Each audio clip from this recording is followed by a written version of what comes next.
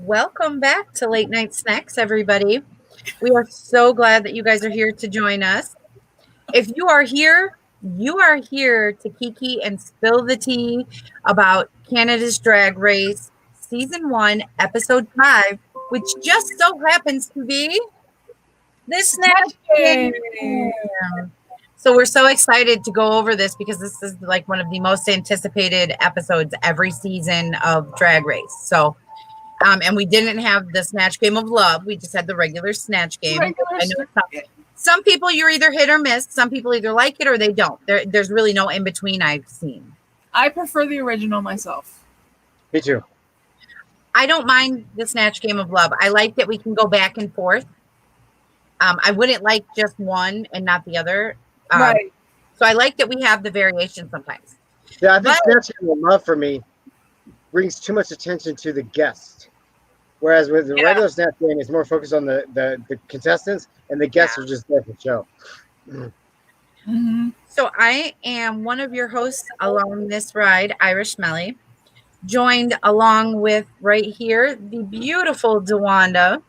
Hey, everybody. Here, holding hairless Potter is that guy. Make it hairy. Make it a head thing. Make it hairy. And we are here to, like I said, let's kiki. Let's get into it, guys. It's time to get into it. Here we go.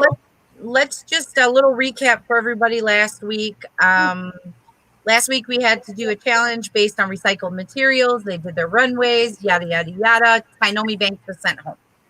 That's all we really need to know. There was no drama. There was no exceptional anything that was remembered. No. So all you need to know is that Tainomi Banks went home last week. That was a big drama, but it was just a sad drama because she's icon to see her go so early. But with that being said, let's jump into episode 5. We have the mini challenge where we just start they do some reading and throw some shade. Oh man, okay, wait. Let's talk about reading is fundamental really quick. Because I noticed with these girls, it was really mean. Oh, I know. Really personal. It was about looks. It was those cut deep. It was really. Yeah, this was just shade. This was just mean. Mean. Yeah. It was weird. Well, and not everybody. Let's say not everybody, but a good majority of them. It was across the board.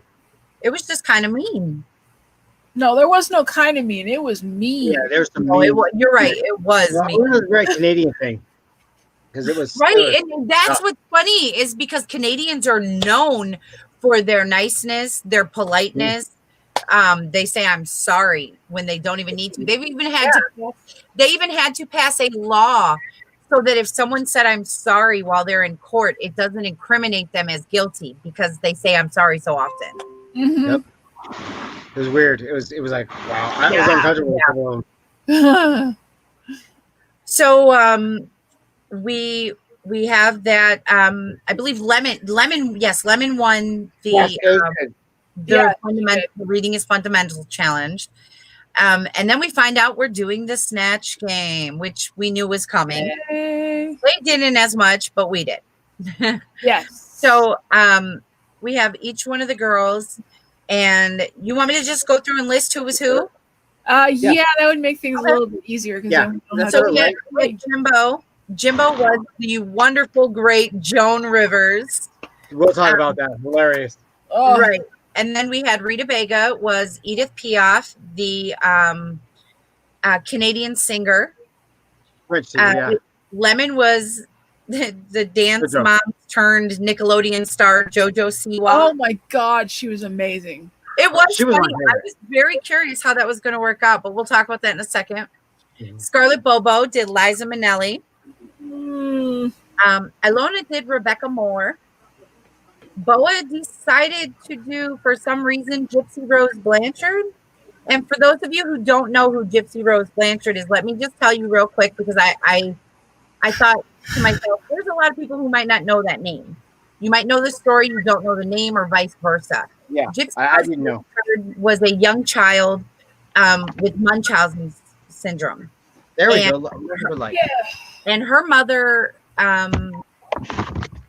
convinced her that she was sick left and right for years and dying of cancer.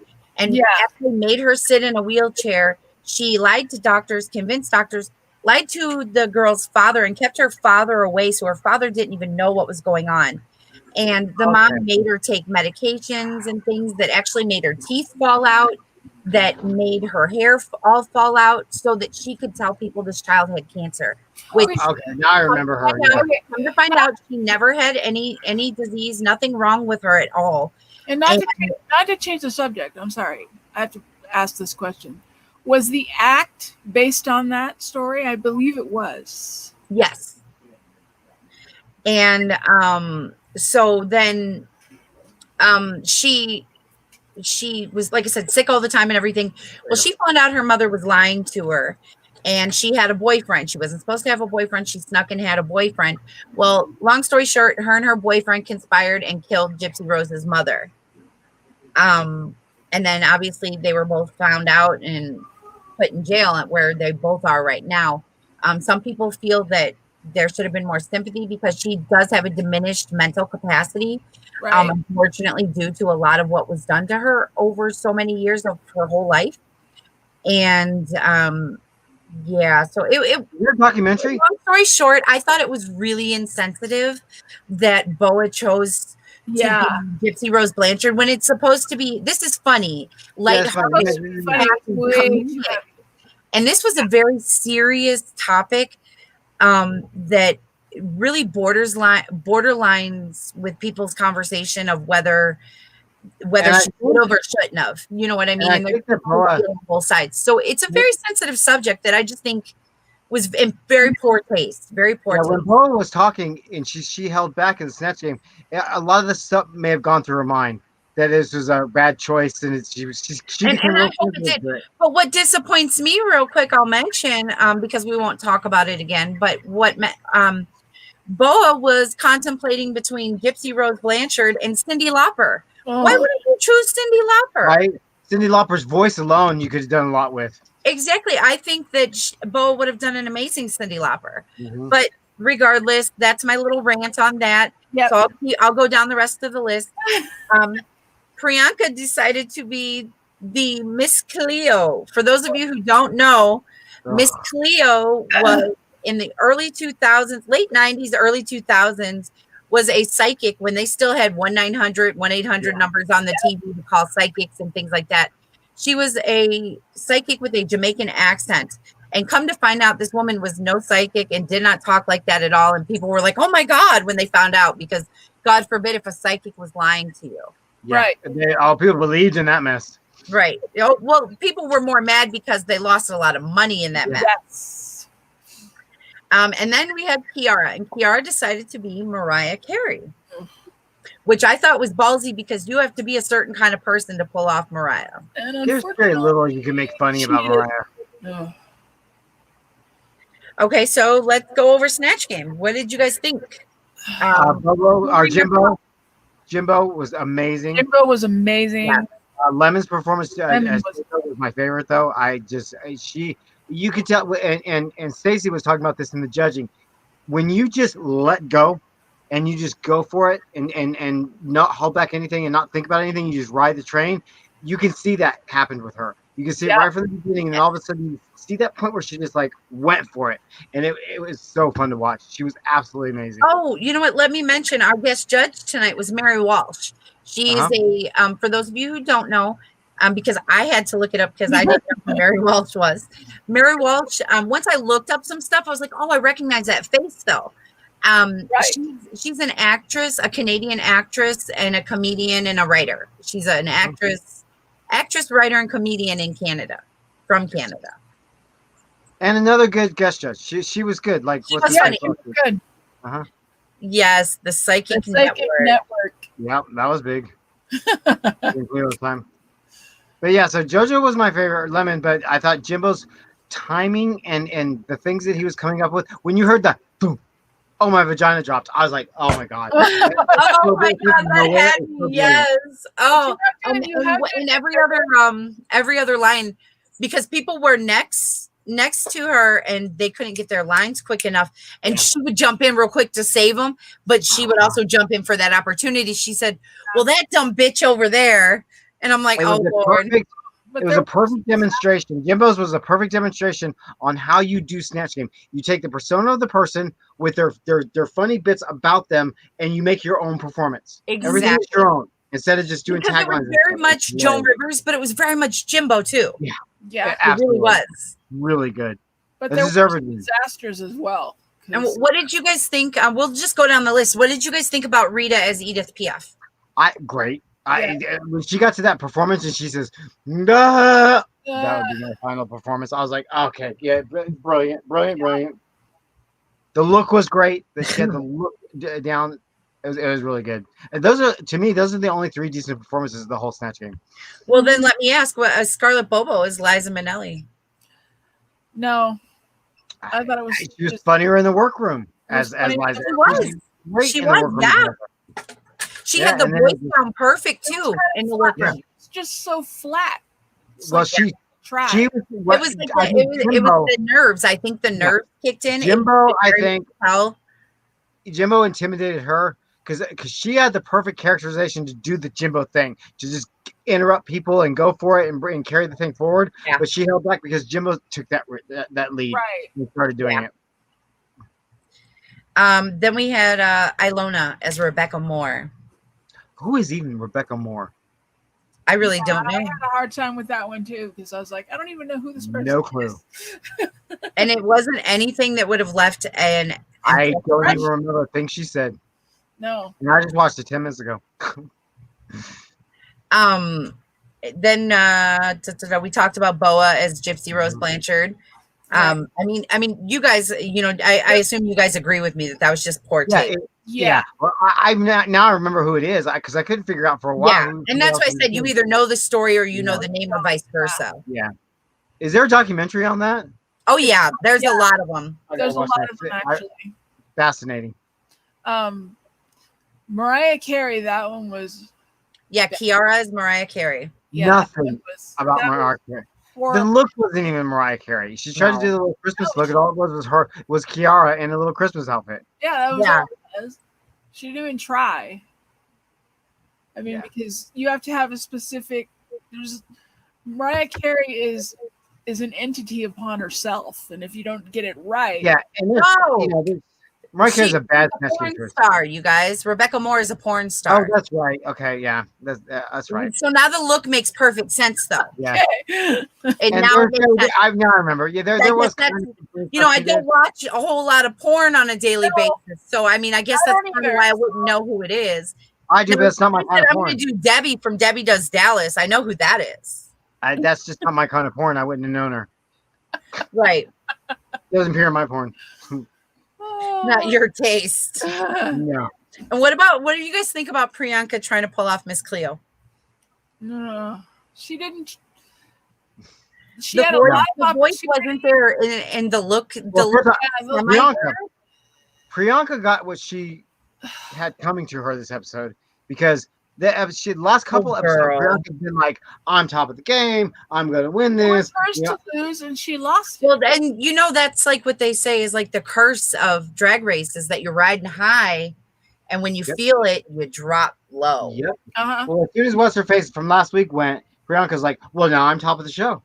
She's gone, and now I'm here." And I'm like, "Bye. You're going. You have just spoken the ill-fated words."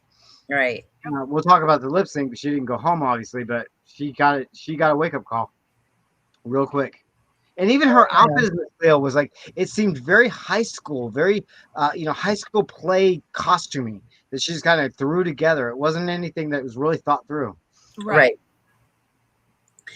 If she could have gotten the voice down, it would have at least made it memorable. Right. Yeah. If you don't have Miss Cleo's voice down, you don't have no business.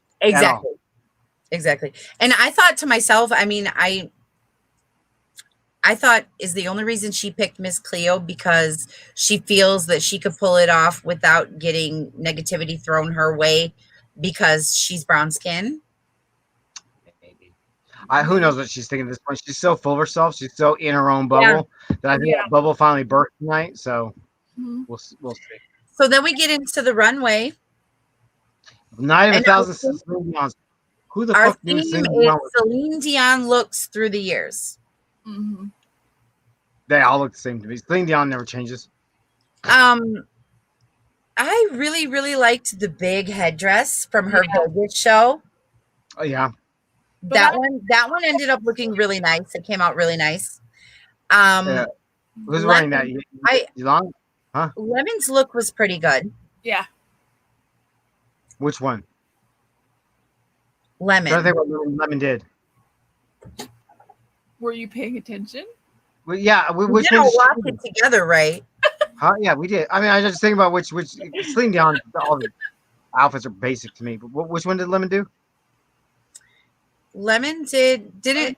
Lemon was in the black, wasn't she? I believe so. Yeah. The black with the. Oh, yeah, I'm thinking. I thought Scarlett did the Titanic. Yes. Yes. Okay. Scarlett did the Titanic.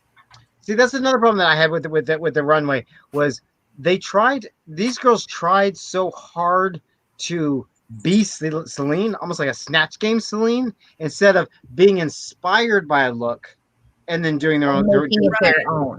Inspired by that look and did his thing.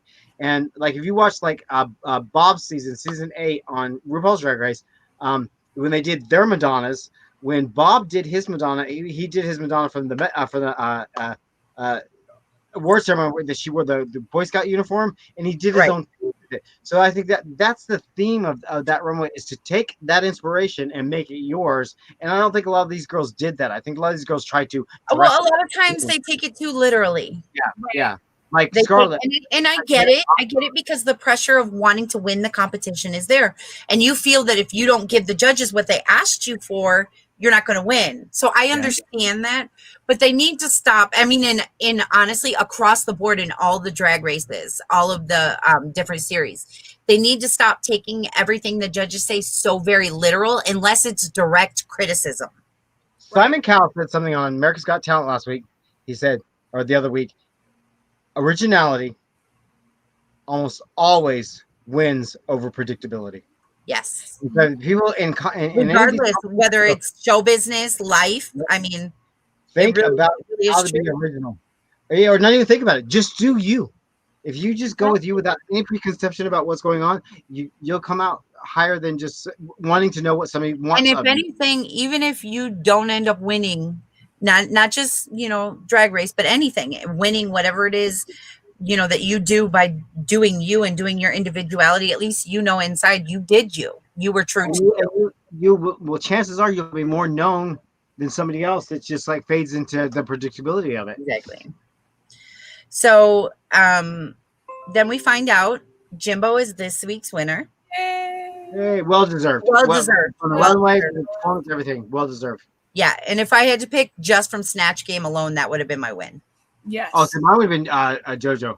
That would have been my win. I loved that. It was close. It was close. Those two were really close. Yeah. But Jimbo had a lot of because I have kids who are, around the age to know, so I know who this character is. I never saw Dance Moms, but I know her from Nickelodeon. To me, it was just like, really? We're gonna do that? Yeah, Jimbo. But it worked out well. It worked out really well. And like you said, it was great. Yeah. Jimbo squeaks the win because of his originality with the timing, with just doing these oddball Jimbo his timing things. was on point. Yeah. Right. One of the best match performance in a long time. Yeah. I think. So then we get into our lip sync, and our bottom two, we find out are Kiara and Priyanka.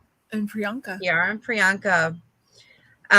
So they have to lip sync now for their lives to a very powerful song. I Drove All Night. Oh. What a shit show this was. This is going to be probably an unpopular. Now we're watching time, so remember now, get your rant out. I'll just say a very quick rant about this. Is when I was watching this, all I saw was desperation. I saw two girls who were trying to outdo each other and pull off every traditional drag race or drag queen stunt that they could. Yeah. We had lots of music, lots of drops. Nothing to do with the song. Had nothing to do with it. All it was like we had mentioned, though, there was a couple moments where it's like, oh, okay, all right, this is going to be good. You're going to pick it up. Or when they had done something, all right, you're really good now and you're going to do it right. And no. Yeah. Like you said, we got a big on the floor moment at the judges, which was great. That was in the moment of the song. But then right after that, we get some humping on the floor with leg kicks. Celine Dion in a million years in her life would never do something like that. Icon. The story of that song is somebody pleading. It's such a yearning thing to just. It's a beautiful song. It really is. And they were doing such crazy shit. Like they could have worked really well with that song and not still make more of an impact than the biggest death trap there was.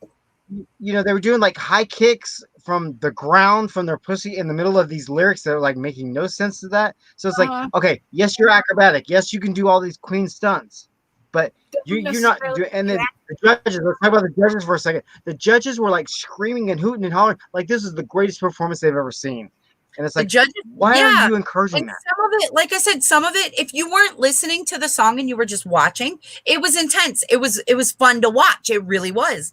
But when you knew the song that they were doing and the context they should have been doing it in, it made no sense. And like you said, the judges they're like, oh my God, yes, girl, yes. And we're like, no. Raven and Jujubee. Because it looks horrible. Raven and Jujubee is a performance in the first All-Stars that is so freaking iconic to lip syncing or to lip sync for your life. They, for half the song, they stood there and held each other in a hug and lip synced straight out. Yeah. It's one of the best performances in your life. So you have to listen to what you're doing. And we're going to talk about that tomorrow. We'll talk about it tomorrow. Yep. So anyway, Kiara was the one who ended up going home. Kiara went home, which to me, it was a hard decision. I would have sent Kiara over Priyanka only because I feel Priyanka does have more potential to her. But I'm not attitude, the full of yourselfness. Confidence is great. Like I say every week, I am so for this show because of the confidence booster and the confidence that it emits to young women and young men. But I'll tell you right now, there's a difference between confidence and cockiness. Yeah, she's cocky at this point. And one will get you further in life than the other. Unless you're using one, then that's a different way in life. You're moving on up. Right. Yeah, I think based off the lip sync, Priyanka had a few appropriate, really, really good, outstanding moments in the lip sync. So, and that's the thing. It looked like I just hope this burst her bubble. And then it was flat again. I really hope this burst her bubble and she's woke now. I really do. Well, guys, that is Canada's Drag Race's first Snatch Game ever in the books. So we hope you guys have enjoyed all of the tea that we have spilled for you. I have been Irish Melly. That has been DeWanda. That has been that guy. Naked Harry. We love you. We love you for being here. Like, comment, subscribe, and we will see you guys in the next one. Bye, guys. Good night. Bye.